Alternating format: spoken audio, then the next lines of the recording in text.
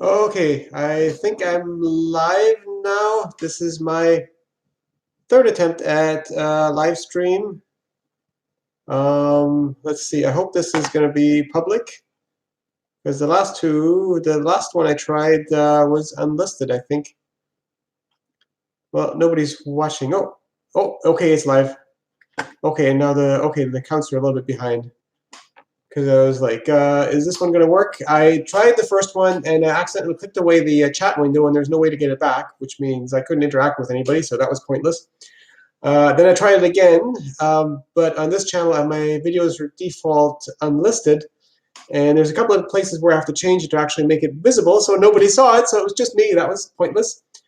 Anyways, to anybody who's going to be watching this later, sorry I didn't pre-announce this or anything like that. This is completely spontaneous. If I pre-announced it, I think there'd be just too many people asking questions, scrolling past too fast. So the whole idea is to just have it random, whoever watches some small subset of my audience, because it's easy to get overwhelmed with messages scrolling by. I know we had that problem last time I did a live stream, which was more than 2 years ago in 2016 with John Heiss. The stuff was just scrolling past so fast.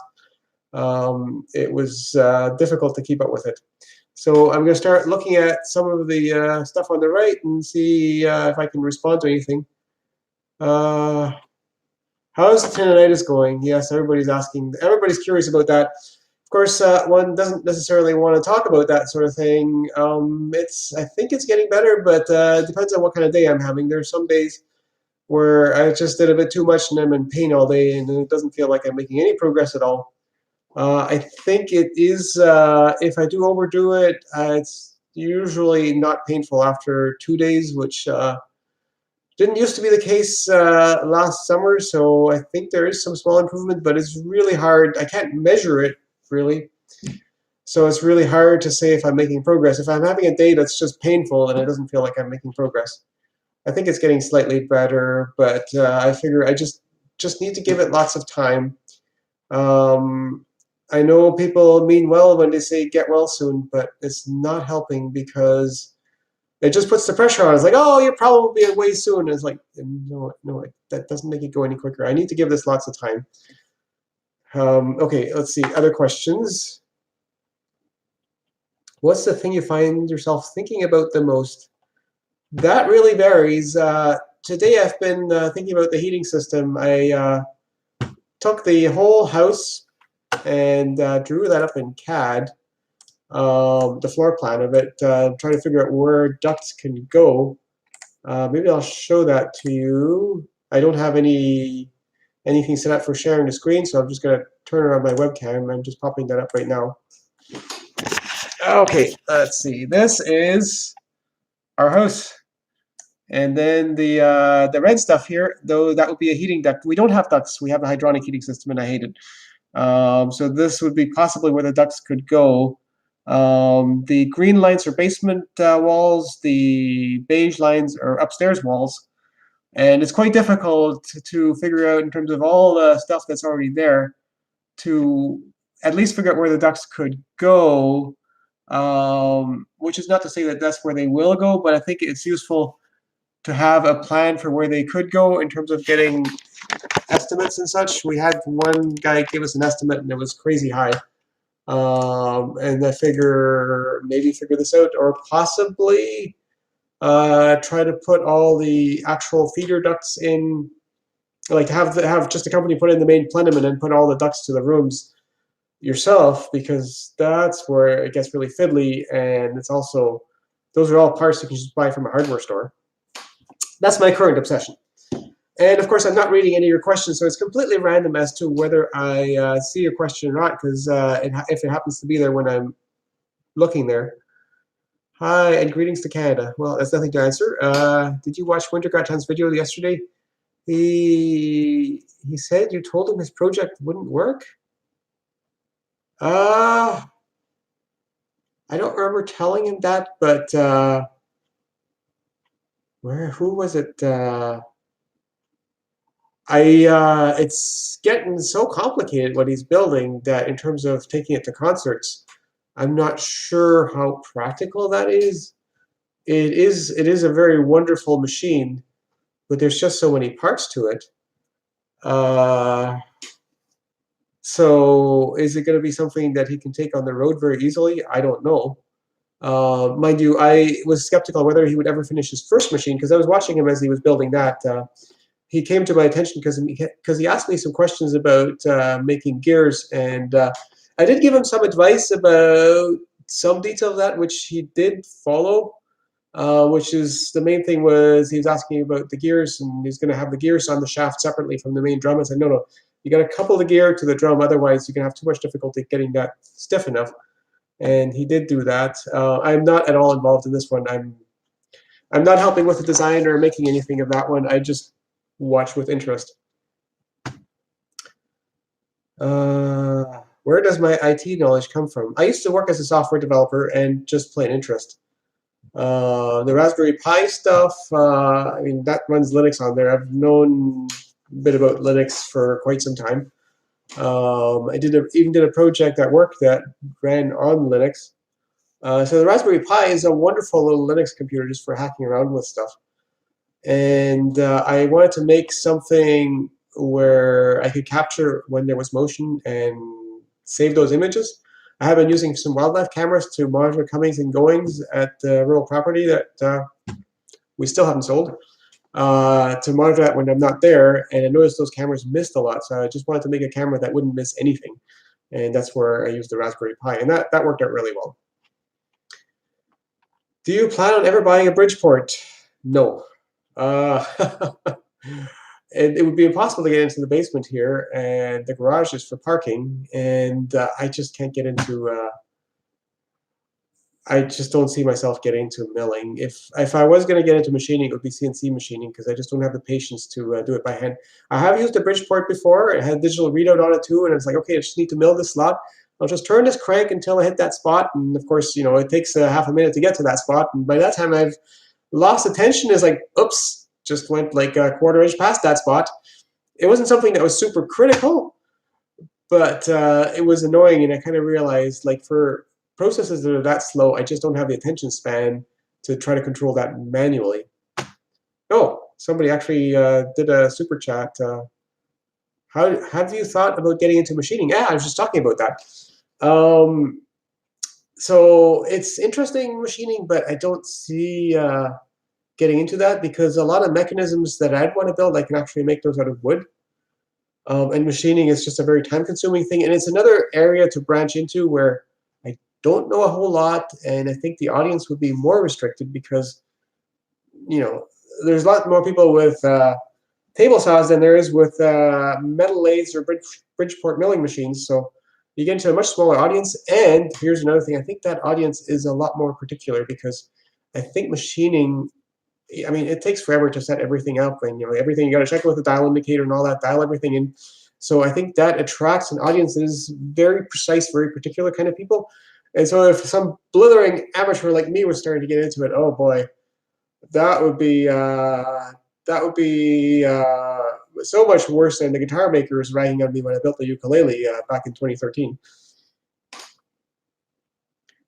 Is money becoming a problem now that there's less videos? It's still working surprisingly well. The YouTube algorithm keeps changing, and it's my older videos that still make the majority of views. Always has been. YouTube has been emphasizing newer videos lately, but I think they've reversed on that a bit, so some of the older videos do well. And then plan sales is, I mean, it's declining. But it was declining even before I slowed down. Now, that decline did start with our first child and the move, and I wasn't as I didn't put as much time into making videos with that already, and of course that's gotten worse now, so a decline is not unexpected, but I think I'll still be okay for a couple more years at the present rate of decline, and I have savings. So I'm not too worried. I mean, if things were dire, I'd be on Patreon. I'm not on Patreon, and the latest free speech crackdown on Patreon isn't very inspiring that way either. Okay, looking at questions again. Have you had any giant projects which you didn't expect to finish but managed to finish anyways? Huh. No, I try not to start. I mean, I've had one that went the other way around. The tractor shed. I expected to finish, and that defeated me. So I've gone the other way on that one. But no, if I don't think I can finish, I don't start things. I'm pretty hesitant about starting anything because I try to anticipate how much work it is to finish something. How are the wife and kids? Doing well. Kids are in daycare. Rachel has found a part-time job, and she's also taking a class at at the University of New Brunswick. And I think that helps a lot because with her education, all that, being a full-time homemaker isn't fulfilling her all of her goals. She certainly enjoys spending time with the kids. She does more with the kids than I do. Um, but yeah, so things are good. The kids are healthy. Kids are in daycare, enjoying it there. How's your arm doing? I actually answered that at the beginning, so watch the start of that video later.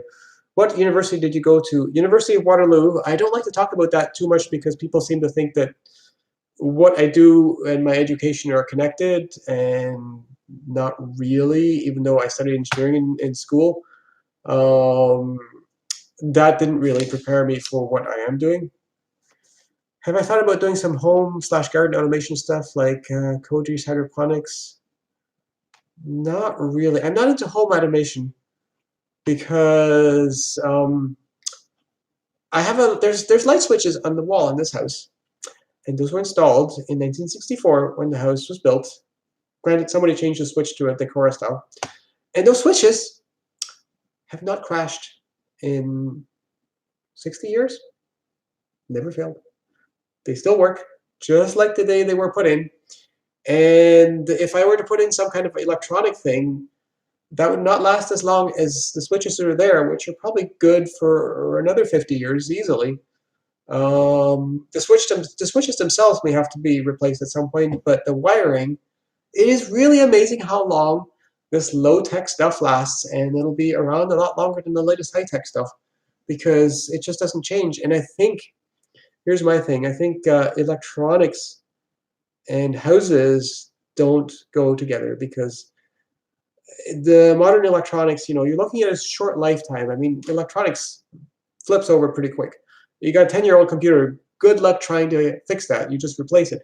When you get something built into your house, yeah, that's going to go obsolete. I remember I was reading on Hacker News about some sci-fi author's house of the future they built in the 1960s, maybe around 1965, and all the great built-ins this house had, and of course it was a great thing for the time. But I was just, imagine you had that house now, all these obsolete built-ins. Great. And then somebody commented on the Hacker News thread that, yeah, actually, there's the house was for sale at some point, and there's pictures of it on sign from the listing, and all these buildings have been ripped out because they're obsolete. So the thing is, you don't want to mix too much electronics with stuff that's built into your house. Or I'm trying to imagine, like, apparently Bill Gates, when he built his house on Lake Merced, he had all kinds of screens that would show things, and they were the latest high-definition screens, which were high-definition tubes, because that's what was at the time. So, of course, you have to make the walls thicker for that. It's like, great, that's already obsolete. Again, don't put high-tech into your house because your house works just fine without the high-tech. Okay, looking at the questions again. Good point. I almost installed those USB outlets for phone charging. Oh, that's pretty harmless. I mean, you can take those out pretty quick again. Do you like Canadian houses more than European houses? Oh, they each have their pluses. European houses are just so well built, at least in Germany. And I think the Germans are, like, in terms of house technique as they call it in German, like the mechanicals that go into the house. I think the Germans are tops in the world.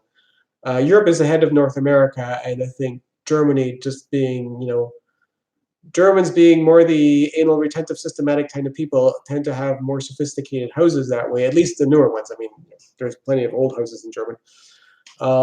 So they're wonderful houses. You couldn't really build a house like that here because you'd never get the trades to build it, so it would be ultra expensive and a big hassle. What's great about Canadian houses is they're just simply built, and they're well insulated, And one thing I like about bungalows, and every house I've owned has been a bungalow, is an unfinished basement, because that means you can get at the infrastructure. I hate finished basements because now everything is hidden, whereas in a bungalow, it's like, okay, I need to run a new wire from here to that room. No problem. It's like you've got this entire cavernous mechanical room where you can mess with the infrastructure. Whereas if everything is finished and covered up, it's just like, ugh. Now in this house, about 40% of the basement is finished, and in terms of me obsessing over the heating system right now, it's just some of that drywall is going to have to get lots of holes put into it if we do put in ducts. I haven't decided anything yet, but we'll see. Hello, let's see. I'm just looking at the super chat. Is this a question? Yes, it is a question. Somebody sent me $10. Yeah, I enabled that just out of the whim. It's like, guys, you don't have to send me money. I'm doing okay. But I am going to try to at least read the super chats, which give you something for that. What do you think of the state of colleges? That's a good question. When I went through university, it was still, if you got the right degree in practical, something like engineering, it was still a ticket to the good life. And I think if you're in the sciences, it's still very helpful. But with everybody, like if you get one of these arts degrees, especially if it's something that's, a little bit really an arts degree, like if you're studying women's studies or one of those SJW type subjects, I think that's actually probably a negative qualifier for actually finding a job. As an employer, I wouldn't want to hire somebody like that. I think if you study a useful thing, it's still a genuinely useful thing. If our kids were at an age of going to university, I would say it's like, well, I think you should start a degree. I'm not sure if you should finish one. I'm not sure if it's worth the time, but you should start a degree so that you know what it's about. Because when I was working at RIM, which later became BlackBerry, I remember interviewing one guy. He was quite smart, and he didn't go through university, and there's a certain insecurity to him. He felt he had to prove that he's better than people that went through university. And that was, a little bit messed up that way. I felt if he had just gone to university, even for one term, he would have realized it's like, no, university is not this magical place. You're not missing out on too much by not doing it. That is really the biggest downside, I think, of not doing university. And it depends, if you're not terribly academically inclined, the trades if you learn a trade, you will have work. Period. Whereas if you study a liberal arts degree, that's there's the only jobs if you're studying literature, the only jobs in literature really are teaching literature. And of course, you need far fewer teachers than you need students. Do I prefer drywall or wet wall? This house is actually still wet wall. Every house I've owned actually has been wet wall. This one, though, they didn't do traditional plaster, so this one is gypsum and then a skim coat of plaster on it, whereas the previous two houses I've owned, the one out in Almont, that was just drywall because that was built in 1995. The 1950s, they put down plaster lath and then the layer of cement, layer of mortar on that, and then layer of gypsum and then the paint. And boy, that combination, that is a strong sandwich.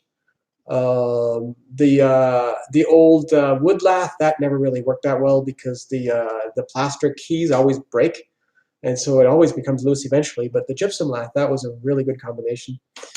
Drywall's not so bad. If I was having a house built, I would choose the 5/8" fire code drywall, because when I was building the addition on my first house, I used that, and that stuff is you can't cut that with an X-Acto knife. You got to use a saw on it. It's pretty strong, and you could put a good anchor in there, and it would stick. So I'd be fine with 5/8" drywall. I certainly wouldn't go out of my way to put in wet wall, nor would that choose where I would live. But the 1950s wet wall, those are really good. Downside of 1950s houses is they're not as well insulated. Would love to hear you talk politics more often. Yeah, at some point I went a bit down the rabbit hole. The controversy relating to Cassie J's the Red Pill movie. There was somebody arguing about that on Facebook, and I never actually did rent the movie on YouTube, but I've seen enough about it that I don't think I need to see it. And yeah, this is an interesting politics. I think is quite interesting at the moment. The landscape, unfortunately, is rather divided. YouTube overall seems to be rather right-leaning. Not that I have a problem with that, but I think most of it is further right than it needs to be. So some of the guys who I like the most are Brett Weinstein or Eric Weinstein, because they question all this SJW mentality, but they don't dismiss it outright. I do watch the Rubin Report. I think he's a little bit too dismissive of left-wing stuff. I think it's both sides focus on genuine problems. Left-leaning people, like the SJW, they focus on things that are genuine problems, but they focus on all those things to the detriment of that. So there are going to be cases where women are treated unfairly, where things are not good for women. And the thing is, you can't, by trying to address all those things, you have a rather blunt instrument by just kind of shifting the line. And so you cannot make it so that everybody is always treated fairly. There's always going to be outliers where things are rough for men, or things are rough for women, or things are rough for blacks, or things are rough for that. So by trying to address all of the grievances of a minority, you end up inadvertently causing possibly bigger problems somewhere else, and there is a real backlash against that at this point. And mainstream media is not keen on having any sort of discussion on that, because even the act of discussion is to some extent seen as alt-right, because anything that doesn't conform to NPR, California, or in case CBC or BBC type view of the world, anything that challenges that is immediately tagged alt-right, because it's like, that's the boogeyman. So anyways, that's, I don't know, it's tempting to have a channel about politics, but I don't think Rachel would approve very much. So I'll leave it at that for the time being. Your first bandsaw was my first video that I seen, and oh, sorry, let's just scroll past. It's still manageable how many people scroll. And I've seen all your videos now. I don't think you've seen all my videos, because there's a lot of them. I'm sure you've missed one or two. Okay, let's look at a newer comment. Just wanted to thank you for sharing your knowledge with the world as you have. Yeah, I hope to do more of that, but it's just right now. Oh, somebody's triggered! Oh no! Life ain't fair. Equality of opportunity is the best we can do, although that isn't quite possible. I practice. Yeah. Well, okay, more about politics. Yeah, so there's the equality of outcome, equality of opportunity type of thing. The thing is, so the mainstream thing is, you don't acknowledge that there might be any difference between different groups of people. And life is much simpler if you assume everybody is equal. And because that way, when you fix the problem, and that is when you've got equality of outcome, because you can't measure equality of opportunity. So if you say everybody's equal and we don't have equality of outcome, there must be discrimination. As soon as you say there is a possibility of differences in both ability and preferences, you can't say, oh, we have a problem because we have unequal outcomes. And then things get really, really narrowed in. So if you're a politician, you're better off just saying, okay, we have a problem because we don't have equal outcome. Because if you acknowledge that there is other types of inequality, you're just completely screwed. There's just no right answer. It's just such a swamp and so complicated. I can completely understand why people kind of take the tack that they do, because at least that way you can pretend to have an answer. You're barking up the wrong tree, but at least you know which tree to bark up. Oh yeah, enough of politics. Watching your videos over the years have really got me through some tough times to start. Oh, well, glad to help. Watching you when I was in college in 2008, you were for me last 11. Thank you. Okay, oh, that's not a question. Well, thank you. All mainstream is more left wing. YouTube is, yeah. You know, the funny thing is, you know, I used to be, it's like, yeah, these people that vote for Bush or watch Fox News, they're all ignorant. And it's quite possible that they are, well, I'm sure they're less educated, but it's kind of like, oh, yeah, I've gotten to learn respect for something like Fox News. I mean, you know, they have their biases too, of course, but it's a good counterbalance. Too much politics. Wooden pinball machine. Nah. Oh, good. You made him talk politics again. Yeah. OBS pretty awesome. I'll second that. Yeah, I was messing around with OBS, but YouTube can actually now live stream straight off of the camera. So I actually have OBS running right now, I think, but I'm actually going straight off of the camera. I mean, you know, the browsers now support using the webcam enough that you can do video chat, you know, through Facebook and whatnot. So it makes sense that YouTube could do that. So I'm not using OBS. It would be kind of cool to like show pictures of this or that, but the fact is I'm spending too much time clicking through things on the computer, and if I need to show the screen, I'll just grab the webcam and go like this. Here's your chats, by the way, which of course you can see, but I'm sure you're a little bit, well, there's always a time lag. Maybe I should watch my own stream. At least now we have super fast internet here, so the video quality is much better than the last time I've done a stream. I used to have this grandfather deal with Centex Communications, who is an awesome ISP, by the way, but they only service Ontario, so I had to go to a different one. This one, the internet we've got here costs 3 times as much, but it's 20 times faster. It's a shame I'm not making as many videos as I used to, but it used to be, it's like, okay, now I'm just going to let this upload for 6 hours, and now something that would upload in 6 hours now uploads in, I don't know, 15 minutes. It's just like, zip, up. I can upload things faster to YouTube now than I can copy onto my own file server, which is kind of scary. What's happening at Amogla Camp?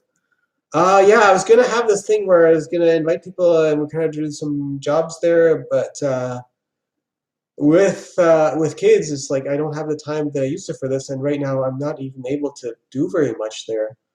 In fact, it was working there that the initial injury with my arms was in 2015, and if only I had understood the injury a bit better and taken it more easy, I think it would have gotten better. Like one arm got better and then recently got bad again, but the other arm didn't, so I think if I had taken it more easy, it would have been better.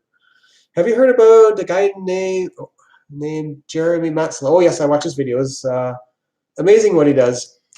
I have some thoughts about the guy. It makes you appreciate how much infrastructure we have in the city. I mean, that guy is a diehard, independent, and of course, you know, if there was an apocalypse, he would be okay for much longer than the rest of us. Not forever though, because you know he certainly uses a certain amount of technology, and that would break eventually too. But you know, he had this place up in the mountains in Maine, and he had to build his own road, and you know, of course, he has to have his water supply, and he built his own house, and made his own electricity. And if you're okay with being dependent on things more, you know, I have electricity that comes from the grid. You know, it costs a bit of money, but it's cheaper than having your own system. Water comes from the city, sewer goes away. In the country, we had our own well and septic system, which is, you know, two things that you have to kind of sometimes deal with. There is a road in front of the house that the city clears, and we hired a snow plowing service to clear our driveway because I'm not in the shape to shovel it right now. And yeah, granted, we have neighbors nearby, but that's actually a big plus. There's various people we know on our street that have young kids. So somebody like Jeremy Matzel, I love watching him, see all the stuff he's up to. But and all the things that he wants to do, he just doesn't have the time to do all these things. But at the same time, I really appreciate the infrastructure that's already there, that I can focus on other things like making woodworking YouTube videos. Okay, back to the questions. I'm sorry, I know a lot of people type questions and I don't even see them. So there's one super chat that's still up, so I'll have a look at that. You don't grow economically, but I'm so grateful for your videos that I like some never list. Thank you. Okay, not a question. Thank you. Let's see, is there, if somebody's sending me money, I should at least, what do you think of a combination machines 5-in-1? Bad idea. Imagine a workshop where you've got to walk 20 meters between the machines. Would that be awkward? Yeah, it would be. Imagine you have to walk 100 meters between machines. Super awkward. You got this 5-in-1 machine. Okay, I just used the table saw. Now I need to use this other machine. I got to switch things over. That's equivalent to walking 100 meters to another machine. You know, so it's almost as though your machines are 100 meters apart, because every time you got to convert the machine, and it's just awkward because you really got to plan out what you're going to do when, and usually they don't do each thing very well. I think those machines made more sense when electric motors were more expensive, so at least that part was shared. But no, I don't think so. I'm scrolling back here again, trying to at least look at a super chat. What do you think of Lauren Southern? Politics again! I think she is quite right-leaning. I don't agree with everything, but she goes to places and checks things out, which most people don't do. So I think that's very important. Please say hi to Joanne JNR. He's asked plenty of times now. Okay, hi, Johan JNR. Hi. I don't know who you are. Sorry.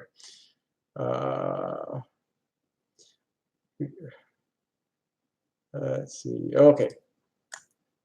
Okay, now let's look at more chats. I don't know how long I've been live. Oh, 31 minutes. I don't think I want to go over an hour. I'm at home alone right now. But certainly I think I'll be okay for at least another half hour. But when Rachel comes back, I will definitely end things.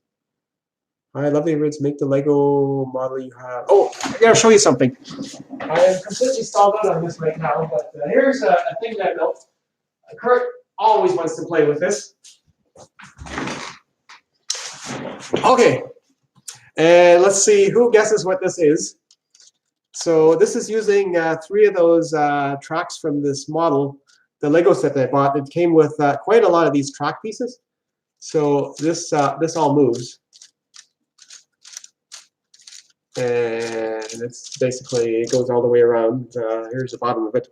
So, what do you think that is? Let's see. Let me watch the chat. See who guesses it. Blinko? No, not Blinko. Most treadmill. Oh, somebody's getting close. Never ending. Oh gosh. Okay. Oh, okay. They're just coming in too fast. For mouse, yes. Yes. Okay. I think some of you guys are getting it. Okay, guys, stop guessing now. It's just scrolling too fast. So this is an infinite mouse maze in theory. So my goal is, of course, it has to be open on both ends because I can't close that very well because, you know, as these things move by, you know, the maze has to get through there. So the idea is the mouse goes in one end, and when it gets to about the middle, then I'll activate the motor. And then, and I don't know if I can make this work because then I need to optically analyze where the mouse is, and you know, if the mouse ends up going here, then I go like this, you know, and if the mouse tries to escape this way, it just keeps moving like this, and if the mouse tries to escape the other way, it just keeps moving the other way. Now, mice are pretty fast, and the best latency I can do is about half a second between image processing and action, and that's not counting analyzing things. It'd be tempting to spray paint all of this white, but I don't want to do that to my Legos because that would make it really easy to spot where the mouse is. So I may have to just move it in a jerk and then look for where there's motion after things have stopped and say, okay, that's where the mouse is. But I don't know if I'll be able to react fast enough to actually keep the mouse in this thing. Now, I'm completely stalled out on the mouse experiments right now because the shed that the mouse is, that I'm running the mouse in, the mouse has not showed up for over 2 weeks. A chipmunk got in there, sorry, a squirrel got in there, and so I squirrel-proofed the shed, and I may have inadvertently mouse-proofed the shed too, and the mouse hasn't showed up. So now I left the door ajar. But to go for a week without the mouse showing up is not that unusual, and things have turned freaking cold right now, so I don't know. So I've got a mouse experiment set up right now. Like, the camera's been recording for 2 weeks now on that, and the mouse hasn't shown up. I mean, the camera continuously records and deletes all the footage, and the software analyzes for what to keep, so it's okay that way. And most of my mouse videos have involved about 1,000 hours worth of shooting, so I just hope the mouse comes back. I watch Sean Woods' videos, his Mousetrap Monday videos, and he does really well with those videos. And he's, you know, I tried this new mousetrap, and this one works really well. I caught 17 mice in one weekend. Blah blah blah blah blah. I have like one mouse that shows up from time to time, and especially with that experiment there, I have to really make sure I don't harm that mouse, because if I were to accidentally kill that mouse, first of all, that would be a very terrible video, and second, I wouldn't have a mouse anymore. And people say it's just buy a pet mouse, but I don't want to do that, because then I'm responsible for the mouse, and I think mice that are in the wild, just they have a lot more evolutionary pressure, and I think they probably are smarter that way as opposed to like inbred pet store type of fodder. Have you thought about going over spirographs? Not really, and it's easy enough to simulate that on a computer. Also, with the mouse maze, you will have to clean up after to scare the crap out of it. Yeah, I'll have to wash the Legos. I mean, if I manage to scare the crap out of the thing, then that experiment is done, and then I'll disassemble all the Legos, disassemble that maze, and wash things. Fortunately, I have enough Legos to have multiple things. Like the experiment is in the shed right now, waiting for the mouse to show up. That's done with the classic bricks, because those are much better for building mazes. This one there is all with the new Lego Technic. And I've got some other ideas too for most videos, but I can only do one at a time, and right now I'm just waiting for that mouse to show up again. I'm actually thinking I might want to build a little shed that has a few strategic holes for mice to get in there to do mouse experiments, because the shed that I am doing them in right now is it's terrible to work in there. Like something where I can actually have a little stool and a table inside, where I can set things up and do that, and also I'd make it insulated and just have a tiny, like a little bit of heat in there to make it warmer in there, which would make it more attractive for the mice to go in when it's minus 20 outside. That's minus 20 Celsius. I'm not sure what that's in Fahrenheit. Okay, let's more questions. Hello from Finland. Well, hello. Hi from the Netherlands. Okay, I should not read those. Are you interested in metal machining? I talked about that earlier. Not really. It's a whole other area. I don't have time to get into too many things. Is your neighborhood good for dumpster diving? No. Okay, and somebody's just getting home. So I think I will end this stream right now, because it just gets awkward if Rachel's home too. She's just coming in the door, I think. So it's been a good chat. Sorry to end this. I mean, for people who want to watch it later, it's 37 minutes now. That's plenty long. So I'm going to try to end this, which will probably not work right away. So click on that live button. There's this button now. Let's see if I click on that. No, that doesn't end it. If I click on that, that stops it. Leave.